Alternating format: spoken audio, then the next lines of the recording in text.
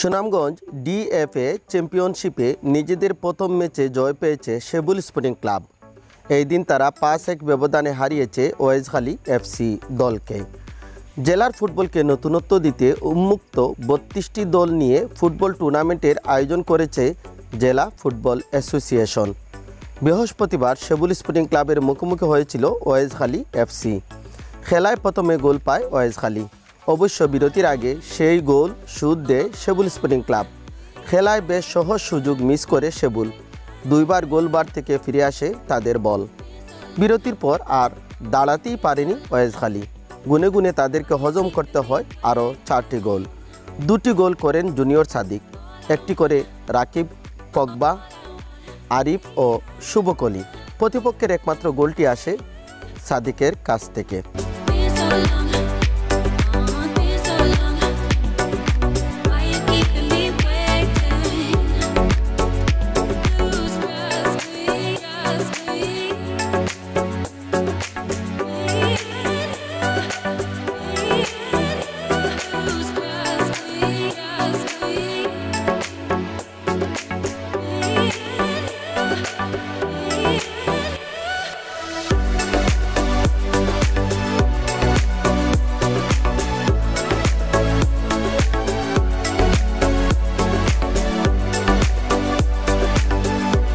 এই জয়ে 16 দলে জায়গা করে নিল সেবুল স্পোর্টিং ক্লাব। টুর্নামেন্টটিতে সেমিফাইনালের আগ পর্যন্ত জেলার বাহিরে 3 জন ফুটবলার খেলতে পারবেন, কিন্তু খেলতে পারবে না বিদেশি কোনো ফুটবলার। রিপোর্ট জিয়াউল হক জিয়া।